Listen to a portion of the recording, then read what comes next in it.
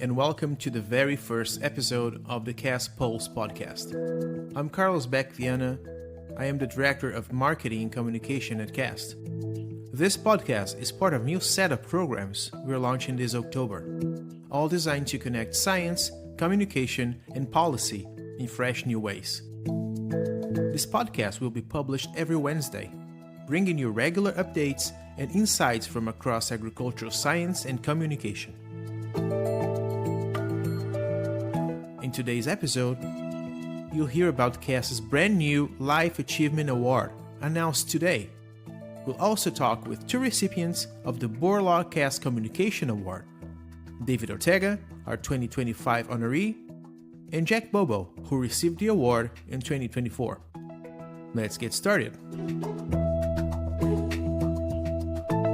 Today, CAST announced the inaugural CAST Lifetime Achievement Award. The first honoree is Ambassador Kenneth Quinn, President Emeritus of the World Food Prize Foundation. Over his career, he served as a U.S. diplomat, worked to advance food security across Asia, and later led the World Food Prize, building it into what many call the Nobel Prize for Food and Agriculture. This is the first time CAST has ever presented a Lifetime Achievement Award, a historic moment for CAST. The award will be presented on October 22nd during the World Food Prize event in Des Moines. Registration is open today at cast-science.org and seats are limited. From honoring a lifetime of service, let's turn to another CAST award that celebrates leaders in their prime. Last month, CAST announced the 2025 Borlaug CAST Communication Award recipient, Dr. David Ortega, professor and Noah W. Stuckman Chair in Food Economics and Policy at Michigan State University. Dr. Ortega is internationally recognized for his research on food economics, consumer behavior, and agricultural policy, and for making those insights accessible through media and public engagement. The award will be presented on December 2nd at the Library of Congress in Washington, D.C. Here's part of our conversation with Dr. Ortega. I'm David Ortega, and I am a food economist and professor at Michigan State University, where I hold the Noah Stuckman Chair in Food Economics and Policy. So my work here is really centered around understanding the economics of food, as well as better understanding decision-making in agri-food systems. So how food gets from farms all the way to our plates, and the choices that are made along the way by consumers, by farmers, but also by policymakers. So I also study what shapes food prices, trade, agricultural supply chains, and I care very deeply about making those insights accessible and also very relevant for the general public. I was originally born in Maracaibo, Venezuela. So that's in the western part of the country. And for those of you that aren't aware where Venezuela is, it's a country in the northern coast of South America and the Caribbean. And that's where I grew up before moving to the US at age 10, when my parents moved our family for them to be able to pursue graduate education. So we settled in Gainesville, Florida, where I went to middle school, high school, and eventually attended college at the University of Florida. And really, agriculture and food have always been a part of my life. So my grandfather growing up, and even to this day, he's in his 90s, still farms back home in Venezuela. I grew up watching my grandmother, my mom, my aunts cook. And so I've carried that love for food and the curiosity about food, how it's produced and how it gets to us, with me ever since I was a kid. And that's what I study now. So I'm pretty fortunate to be able to pursue that in my professional life. So, what achievements in your career are you most proud of, and how do they connect to your role as a science communicator? Well, so I think when it comes to some of the achievements, what I'm most proud of from my work is that it has informed real decisions. And, decisions at various levels, whether it be that a producer here in Michigan is making more informed decisions because some of the work that I've done, or a consumer is better able to navigate the grocery store and make better food choices. but I've also had the opportunity and really the privilege to testify before both the US Senate and House Agriculture Committees. So my work has informed policy, both at the state, but also the federal level. And I would say that I'm especially honored to be this year's recipient of the Borlaug CAST Communication Award.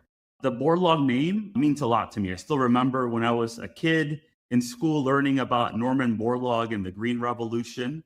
So to be associated with his legacy and also with CAST, and also to join the ranks of past award winners is deeply humbling and really an overwhelming honor. And a lot of that has to do with my work on outreach, on communication, that has really helped inform decisions and also policy. So these two things, I would say, go hand in hand. And what are some of the biggest challenges you face when engaging with the public about agricultural science and policy? Public engagement isn't always easy. You're visible, you're open to scrutiny. Some people disagree with what I have to say.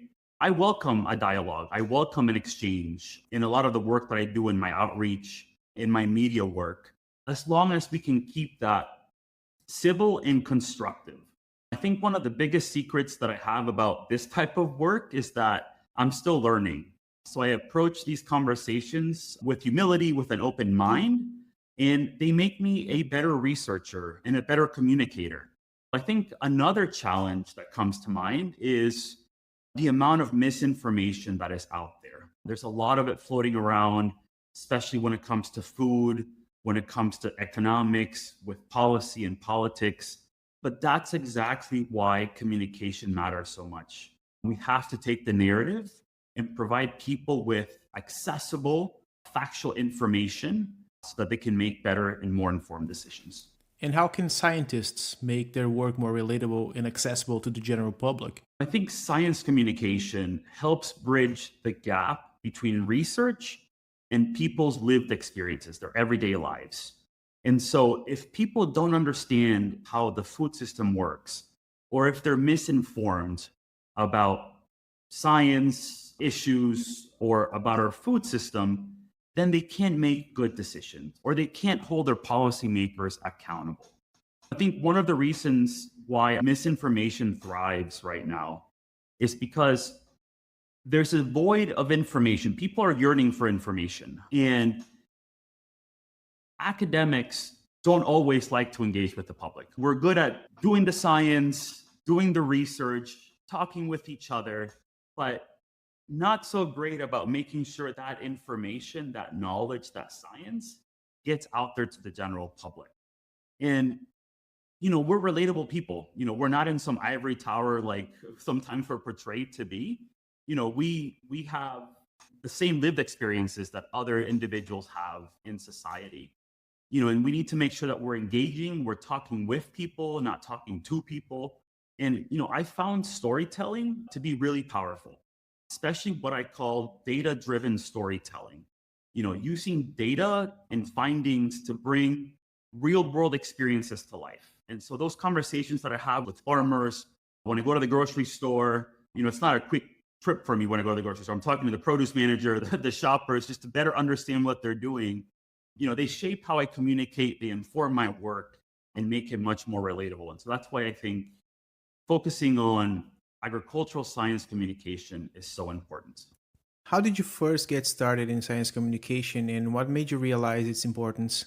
Ever since I started in my professional career, I had done a little bit of media engagement just because I'm a firm believer in the tripartite mission of the land-grant system. There's research, there's education and teaching, and then there's outreach. So I'm a product of the land-grant system. I went to the University of Florida, I went to Purdue for graduate school, and I'm now here at Michigan State.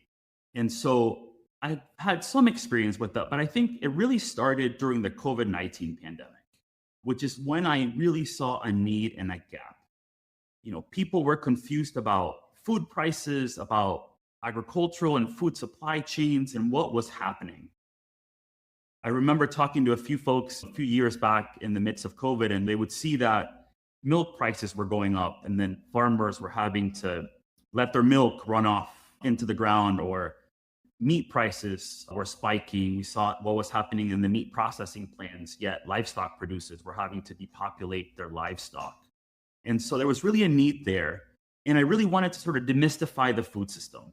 And I really felt a responsibility to explain what I could in terms of what was happening.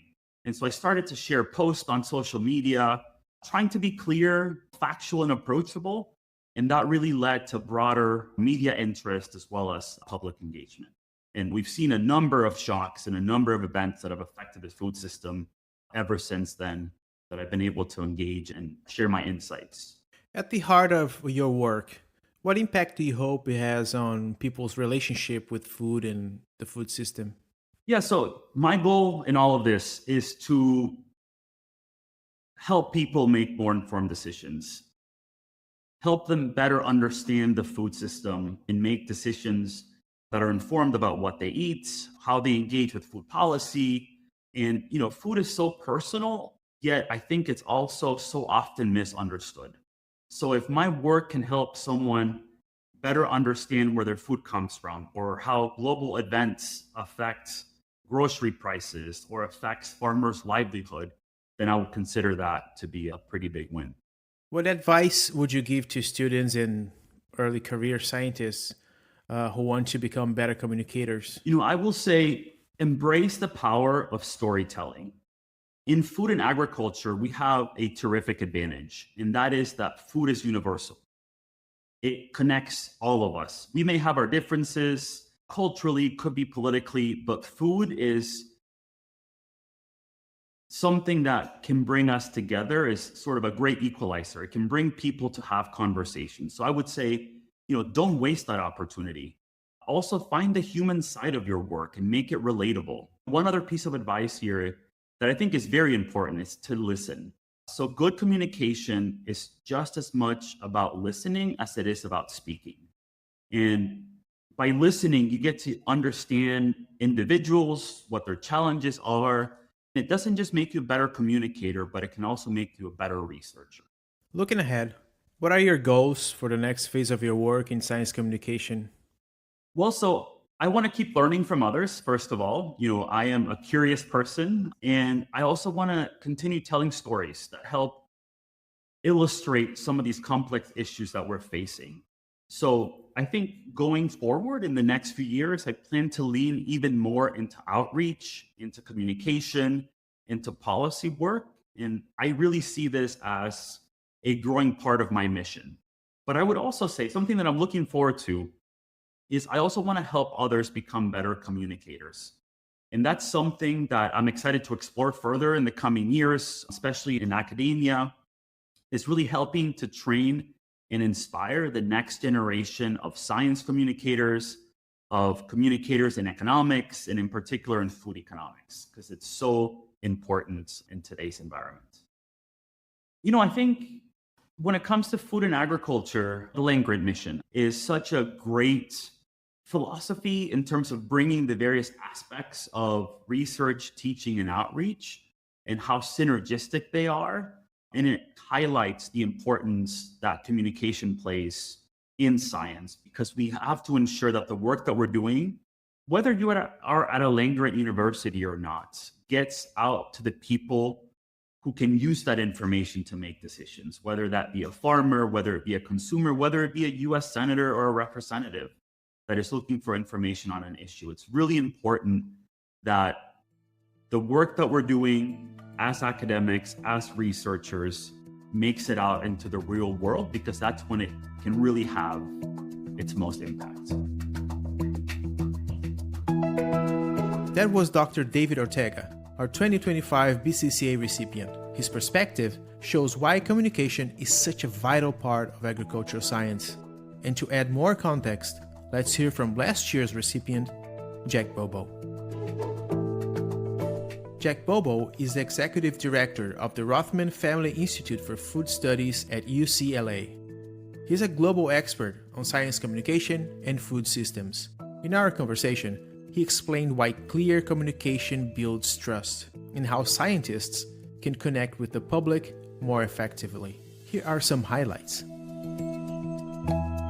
My name is Jack Bobo. I'm the Executive Director of the Rothman Family Institute for Food Studies here at UCLA. I have the privilege of being a recipient of the Borlaug CAST Science Communication Award for 2024, and so very excited and honored to have received the award, and very excited to be engaged with CAST to talk to others about the importance of science communication. When I first received the award, I was the director of the Food Systems Institute at the University of Nottingham in the UK. And about a month later, I took up a new position at the University of California, Los Angeles, to launch a new food institute, the Rothman Family Institute for Food Studies. A lot of what we're trying to do is we're trying to connect the research across the university in order to scale the impact of the things we do. So if we all just knew what each other was doing, we would just do a better job. And then to some extent, I serve as an ambassador for that research. My job is to take the research of UCLA to the world and then bring the world back to UCLA. So it's a great job. I get to learn about all the exciting things that are happening at the university, but then I get to talk to lots of audiences outside as well. In addition to that, there are a few things that we're trying to really drive and lead. So in addition to the things that we support, examples include things like food policy. We're trying to get more researchers involved in food policy at the university. We're doing work on things like alternative proteins in terms of both scientific research, policy and regulation, consumer insights and reviews and things like that. But the thing that I'm actually most excited about is a new initiative that we call Nudge the Planet. And it's all about the science and psychology of science communication. So I think this is really core to what you guys are doing as well.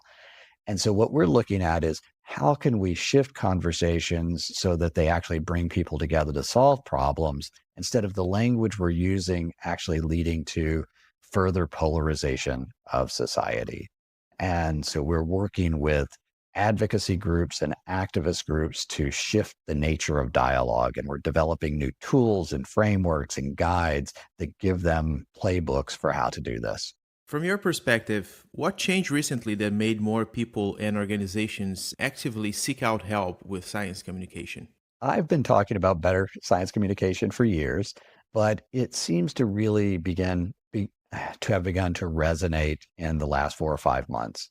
So before I would talk about it and people would say, yes, that's very important. It's just not what we do. And now people are saying, that's really important. Can you work with us? And so that's been exciting. And so I can give you some concrete examples of that. Some of the listeners may be familiar with the Eat Lancet report. And so it was a report that came out in 2019 that talked about a planetary health diet. It was done in collaboration with the Eat Foundation and the Lancet Medical Journal in the UK.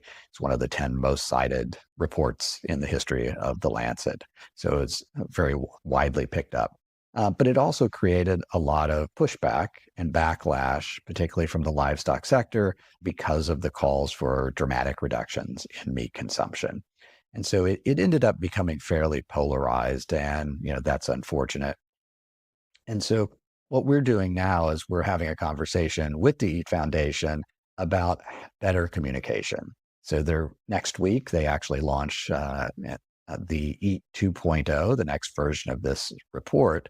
And so the question is, can we communicate the findings of that report in a way that invites more conversation, more people to come together, and perhaps, hopefully, avoid some of the backlash that was experienced the first time around? What practical advice would you give young scientists for building their networks and preparing for tough conversations with the public? There's certainly opportunities for those who want to be on TikTok and Instagram and LinkedIn and X or Twitter. I think I'm going to focus mostly, though, on LinkedIn because it really is relevant to every single scientist, not just those who want to be science communicators. And what I find is that there are a lot of scientists, a lot of people that they begin to think about things like LinkedIn as they get closer to graduation. And I think it's really important that people realize that you want to build your network before you need it. And so really, as somebody is a freshman at the university, they should establish their LinkedIn profile. And then every single person they meet for the next 4 years or 8 years, if they go on to get their graduate degree becomes part of their network. And that way they can be liking and sharing and carrying information for years, building those relationships, and in a sense, building up goodwill. Because every time you like and share something, you're giving somebody access to your network. So you're kind of doing them a favor. And you do that for a long time. And then at the point when you're ready to find a job or build your personal brand or start being more of a science communicator, you have hundreds or not, perhaps thousands of people who are there to help you because you have been there to help them.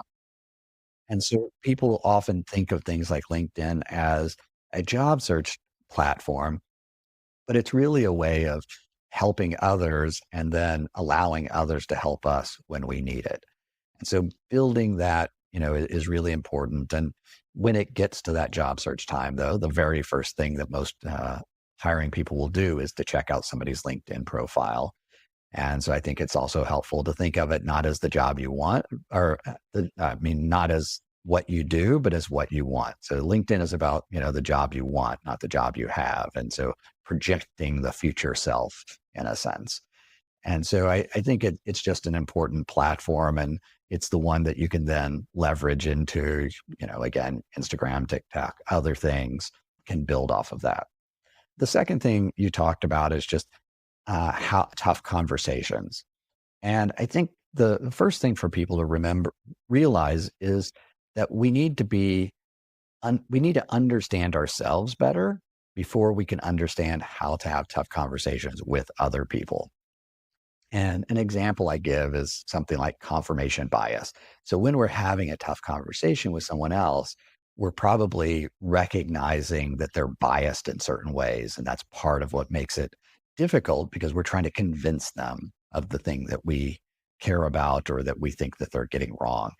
And I think it's often important to step back and make sure that we have tested our own beliefs and that we're open to the fact that in the course of this conversation, we should be open to changing our minds as well. And if we're not willing to move on the topic, why would we expect that other people need to move on the topic? And so just always questioning ourselves, it's like, am I open-minded? Could this other person change my mind on this topic? And sometimes that's just really tough, because we're like, we know we're right and we know they're wrong. And so and yet when you approach a conversation in that way, there's no opportunity to learn. And I think we forget that, when we're young, learning is like this light bulb moment. We've found something new. We've discovered this new world, and it's amazing to have thought something new. And at a certain point, we stop being excited by learning something new, and we get excited when we convince other people to change their minds.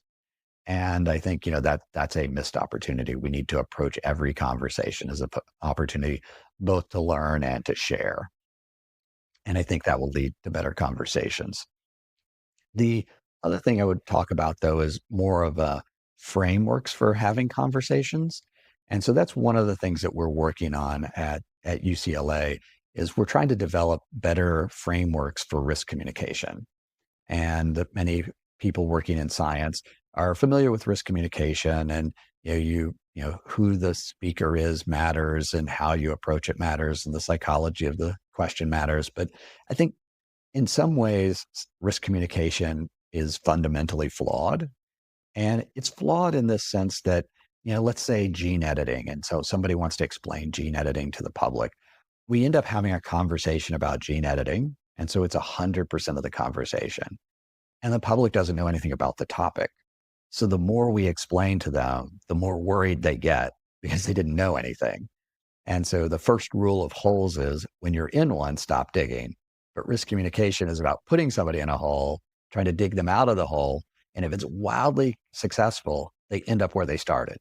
And it's never wildly successful. And so we're approaching this, we have this new framework that we call the contextual framework for risk communication. And it asked the question, is it possible to leave people inspired by your science as opposed to mildly concerned? And so it's based on three different frames.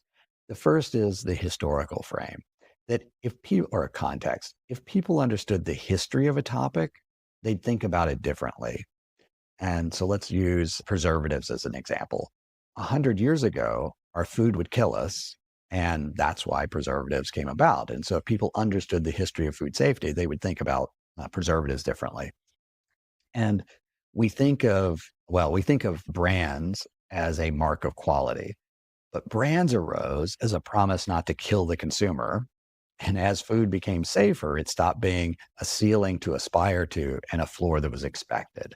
And once it became a floor, then it became a mark of quality. It was no longer just a mark of safety. And so that historical context is really important. The second is, what is the thing the audience cares about? It could be climate change, food security, food safety. And so that's the thing you want to talk about. And then your thing, gene editing, becomes a tiny piece of their thing. And so it becomes less salient, less critical. And so people just don't care about it as much, which is good because then they don't worry about it as much. And then the third is the future context. What's the world we're trying to create that the consumer or the public wants?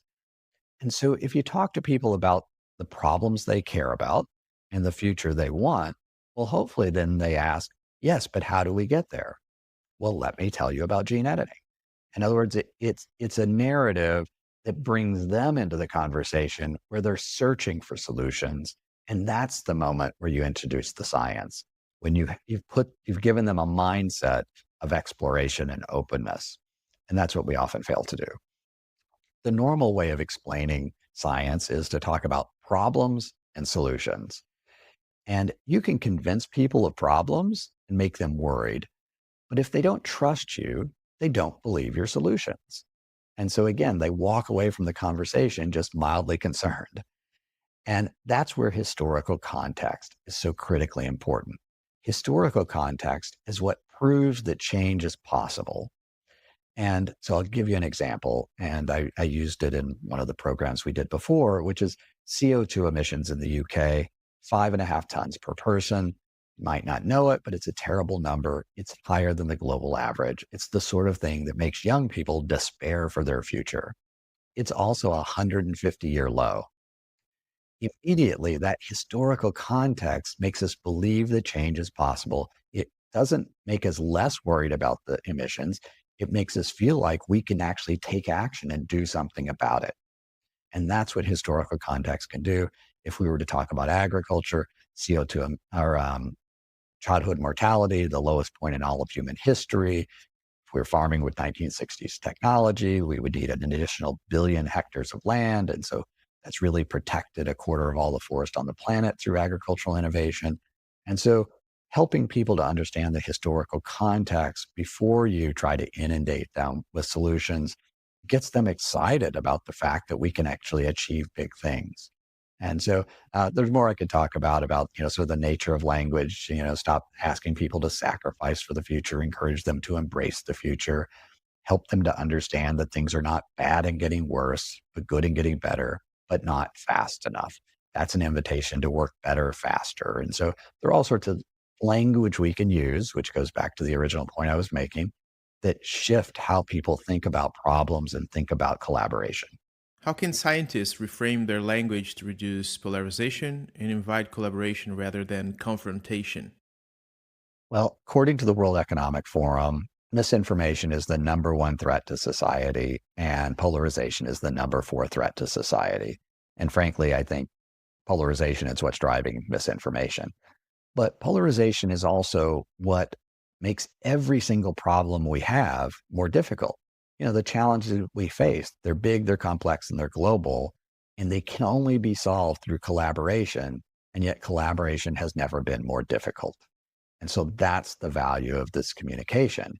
It either brings people together to solve problems, or it makes solutions vastly more complicated. And that's why it's not just about sharing information, but it's sharing information in a way that excites and engages people. And I'll give you an example of that. Last year, I was working with a researcher at the University of Nottingham who was working on regenerative soils. And he was giving a presentation to regenerative farmers. And later he told me that his talk was not particularly well received, and he was just shocked. He just couldn't get it because these were the people that he was trying to help. And when I asked him, how did you talk about it? He said, well, I was talking about moving from intensive farming systems to these regenerative farming systems. And I said, so you were telling them to stop being bad farmers, and you, an academic, were going to tell them how to be good farmers. And we can imagine the body language. They cross their arms, they sit back in the chair, and they just shut down, and they don't engage for the rest of the conversation, which is what he had described.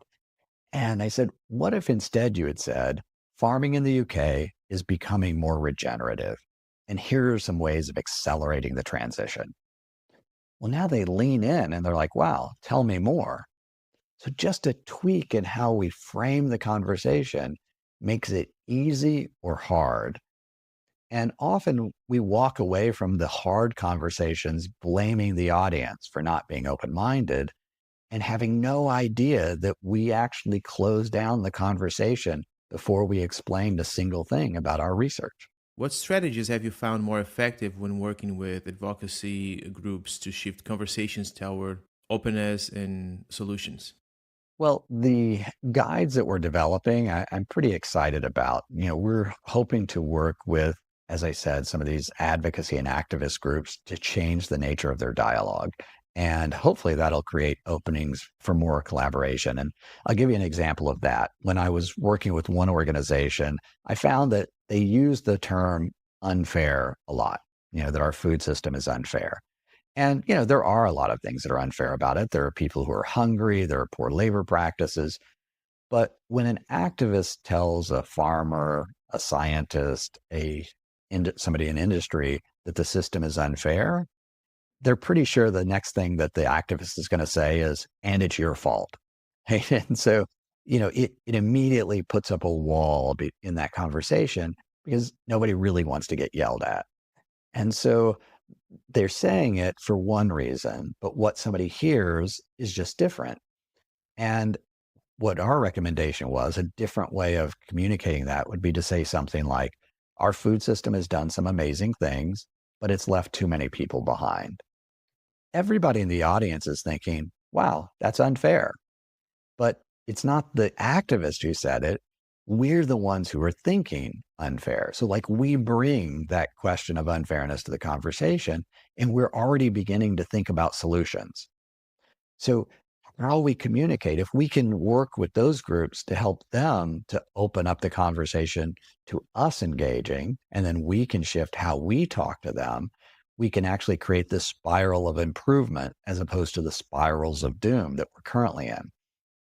And just for some people may find it interesting that there's a book out there called The Age of Outrage, which helps to understand some of the outrage that we experience in this time. And those drivers of outrage include, one, when you threaten somebody's future; two, when you feel the system is rigged against you; and three, when your identity is attacked. In food, we do those things every day. Plant-based companies talk about ending animal agriculture, so they threaten their future. And then people in animal agriculture work with government to put into place regulatory barriers to plant-based. So now the plant-based people feel the system is rigged against them. And then they're both attacking each other's identities.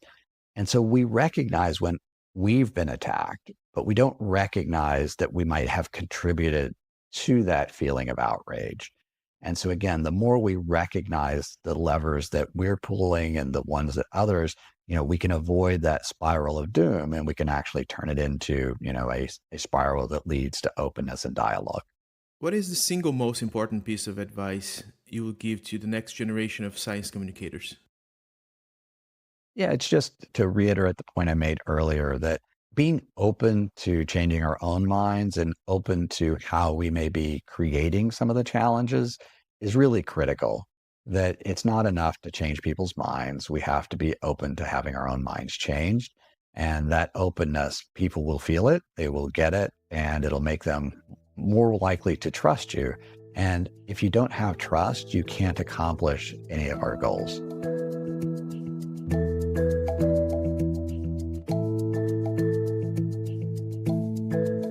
That was Jack Bobo, the 2024 BCCA recipient.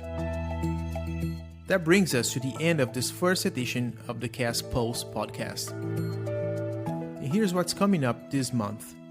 On October 7, join us live for Meet the Expert with Dr. Keith Coble of Mississippi State University. He'll talk about his career in agricultural economics, his research on farm policy and risk management, and the future of land-grant research. The session will be streamed live on all CAST social media channels, and you can ask questions in real time. Follow us everywhere at CAST Ag Science. On October 15th, CAST and the Society for In Vitro Biology will host a webinar, First Impressions Matter, Building a Standout Resume. Registration is open now at cast-science.org. And on October 22nd, CAST will present the first Lifetime Achievement Award to Ambassador Kenneth Quinn during the World Food Prize events in Des Moines. Registrations are open now at cast-science.org and seats are limited. You can watch the full interviews from today's episode on CAST's YouTube channel at youtube.com/castagscience. The CAST Pulse podcast is part of a set of new programs that CAST is launching this October. More details will be announced soon. I'm Carlos Beck-Viana. Thank you for listening and see you next week.